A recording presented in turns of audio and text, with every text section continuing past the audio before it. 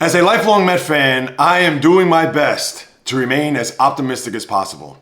It is now August 11th, and the Met season is slowly but surely going down the toilet. Despite the fact that there's still 6 weeks left of the season, despite the fact that there's still a game and a half ahead of the next team in the wild card race, where they currently have the 6th seed. But not too long ago, this team was in first place. This team looked like they probably could have gotten a first round bye in the National League playoffs come October. And right now, they're pretty much gasping for air. Where has it gone wrong? What has happened with this team? How could this team on June 21st, go back and look, they were 46-31. And since then, 17-24. Have they been that bad? Have they been atrocious? All right, they've lost 11 of their last 12 games. They're mired in a 7-game losing streak as currently constituted. After not only getting swept by the Cleveland Guardians at home and almost no hit in the process, they go to Cleveland, they get thrown out at the plate in the first game, which would have tied the game in the 9th inning, and then the capper, where Edwin Diaz had to find a way to at least push that game into extra innings, and he gave up a walk-off homer. This is now a desperate situation for a team that is trying to get out of their own way. And when you had the season that they've had, even up to this date, and I understand there are 25 other organizations that wish they could be the New York Mets right now, but they aren't, because I'm sure they want to stay clear from what's gone on in Flushing here over the last, count them, not 1, not 2, not 3, but 4 decades. I understand you can't be in the World Series every year, and for sure you can't win the World Series every year. But this is a team that has been wallowing in mediocrity for most of those 4 decades. And yes, there have been some glimmers of hope, but hope that have just died on the vine without a championship. And as a diehard Met fan, that's what I want. I want to get to a World Series and win, because 1986 might as well have been 86 years ago, let alone 39. But let me get back to what it is I really want to talk about. Is it time to panic about this Met team here in 2025? I'd have to say, it is. And yes, I could look at me as being that jaded, that just out of bounds and out of my gourd type of Met fan, where the slightest bit of negativity means that the world is ending when it comes to my baseball team. And I understand it's a bit extreme, but I'm a Met fan. I got scars all over my body. Do I even need to go through all of the brutal losses that I've had, especially since they last won a World Series back when I was a senior in high school? So when it comes to this year, I got to bring it back there. I got to reel it in. This year had so much promise. And right, it's not over. I understand that. And I'm going to conclude this video with that part of it. But for right now, when you get off to the start that they have, especially coming off the heels of a surprise NLCS to where they pushed the Dodgers to 6 games. And yes, I understand it wasn't a 7th game, but it was a lot better than what the Yankees did in the World Series in the following series after that. But with the Mets coming in, Juan Soto, the richest player in North American sports history, and all the little moves that David Stearns, the GM, made, of course, everybody was thinking and had visions of possible World Series appearance or maybe even a victory dancing in their heads. And they even went out to Citi Field on opening day to take the temperature of the Met fan, and everybody was optimistic. Are they feeling that way right now? Are they feeling like the way I am, knowing that the other shoe has dropped?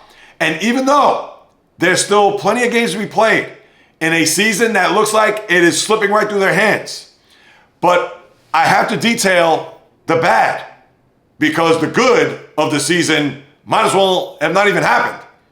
The good could still be fostered by the Mets turning the season around to making sure that they get into the postseason without breaking a sweat. Because right now, I'm sure the beads of sweat are dripping down their brow, knowing that the pressure is on them.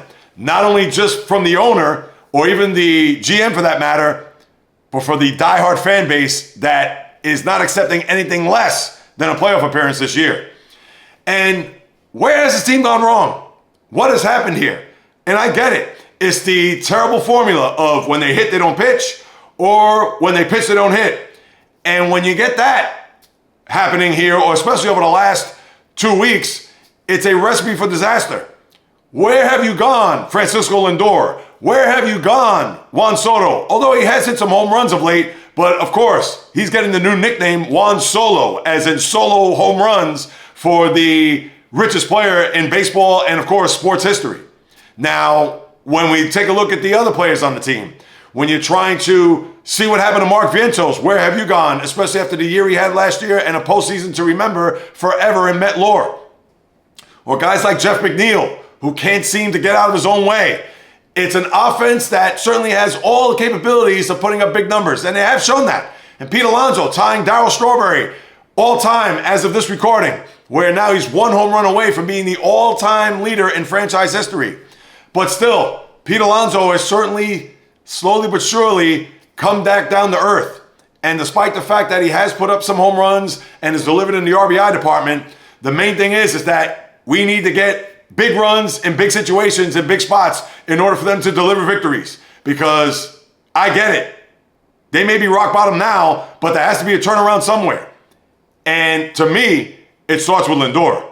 He's the guy that, the old saying, the straw that stirs the drink. We saw what he did last year when he was the NL MVP runner-up to Shohei Ohtani and how important he was to that run. And yes, I know the oh my God Mets and Jose Iglesias, and we're going down the list, but that was last year. We're talking about right now. So for Lindor, even with the closed-door meetings that they had, the last one that I recall being in Pittsburgh, where after losing the first two games against the Pirates, and embarrassingly, I might add, what did they do in the third game? They lost 12-1. What kind of players meeting was this? Were you just punting that series just so you could get the day off to come back to Citi Field, as I mentioned on the podcast many weeks ago? And that's the thing that's puzzling about this team. We understand that they're going to have losing streaks. We understand they're going to have bad stretches. But to get swept by the Guardians at home, no offense to the Guardian faithful. And I understand that they played well here. And it looks like they may even actually put some pressure on the Detroit Tigers. But they are the Guardians. And you also get swept by the Rays in the process, at home and embarrassed. On top of getting swept by the Pirates. And I understand this happens throughout the course of a regular season. But it's happening way too much, especially recently. And here's the even more mind-boggling thing about this team. Prior to this losing 11 of 12 games, they won 7 in a row. That's right, 7 in a row. And I get it, they didn't beat up on the big teams in the sport, but you only play the teams that are in front of you. And when you win 7 in a row before going on the road to San Diego, where this whole thing started, and now as they're in the muck, as they're in the quagmire that they're at, 63 and 55. Again, 46-31 in the latter part of June and 17 and 24 since. When does it turn around? And then the other big time red flag that I have, the starting pitching has just gone down the tubes. I understand that the formula for this Met team is to have the starters go 5, maybe 6, and then throw the bullpen at you and hopefully come out victorious. The days of pitchers going 7, 8, or dare I say 9 innings are back in the 90s, 2000s, and even beyond that. Well beyond that, in fact. So for guys like Kodai Senga, who, as we all know, certainly has the ability, but could walk the ballpark and implode at any moment. Dave Peterson, we're starting to see a little wear and tear on him. Clay Holmes, the guy's been a reliever, and now he's a starter, and he's been faltering here down the stretch. And when you have Frankie Montas, he has a player opt-out for 2026 where you know he's not going to opt out. On top of other pitchers that just can't seem to get themselves on the right track. Sean Manaea, I know you just came off of the IL not too long ago, and you've had moments, but hopefully those moments pick up as we get deeper into the season. But the starting pitching isn't going to scare anybody. And the bullpen is going to scare the Met fan more than it will the opposing team. Because even though the deals by Ryan Helsley as well as Tyler Rogers, and you got to look at Edwin Diaz, I understand he was a trade from many years ago, Brody Van Wagenen, that should scare the life out of a Met fan. But with that being said, it's not as if this bullpen is going to be locked down. So therefore, this Met team, as of right now, there is concern. Now, is it time to push the panic button as a Met fan? It's hard not to, let me tell you, because of everything that I just detailed. There seems to be no leadership. There seems to be no togetherness. It's not a thing where they're doing another post-game or private meeting with the players in the locker room. Maybe they feel like, that's not the case. but somebody needs to step up. Forget about players' meetings. Forget about any of that. The guy that needs to go in there, whether it is Lindor, and I think it should be him, or even Pete Alonso, he should go in there and say, guys, let's get our head out of our asses and let's go. Maybe that's happening. Maybe that's taking place. But the press hasn't said anything. None of the beat reporters have reported anything as such, where maybe Pete Alonso has taken a bat to a cooler or threw his bat across the locker room, whatever it may be. But this Met team needs to show some fight. They need to show some toughness. They need to show some, how about it, testicular fortitude.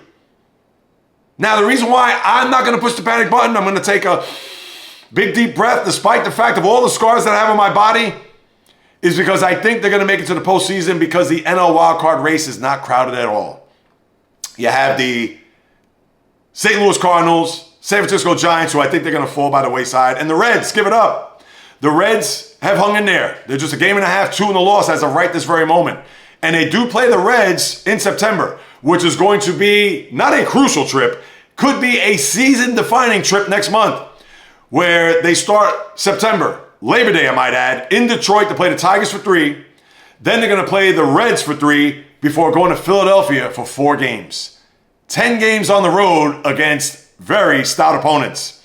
And if they do not shape up now, we'll have an interesting stretch. They have the Braves coming in, which obviously the Braves are no cakewalk, despite the fact that they're having a lost season. And then the Seattle Mariners are coming into town over the weekend with a game in Williamsport for the Little League. But the Mariners have found their footing, winning 7 in a row, and look like they could be the team to beat in the AL. And with the Phillies on the horizon at home, and even the Marlins, who you can't even discount, despite the fact that they had a rough week, this is going to be tough sledding for this Met team. So to me, it's now or never. They cannot wait till September. They cannot wait for the bigger opponents to come on the schedule in order for them to rise to the occasion. They have to act now, because before you know it, the Reds are going to leapfrog over them, and they're going to be looking up in the wildcard standings. Because right now, I'm not even thinking about the NL East because they're currently 6 back and 6.5 behind the Phillies, which, to think, they were playing hot potato all spring and summer, and now all of a sudden they said, Philly, you have the division because we don't want it, based on this 11 out of 12.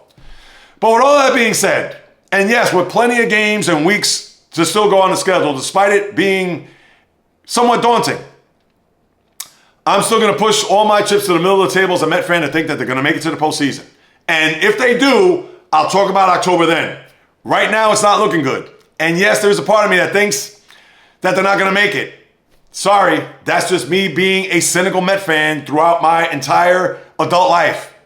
But you know what? I'm going to leave that little slice of hope to think that because it's not a crowded race in the National League wildcard, and because the Reds, although they'll probably be there in the end, and with those 3 big games in September to follow, that maybe the Mets will do some damage against the Reds.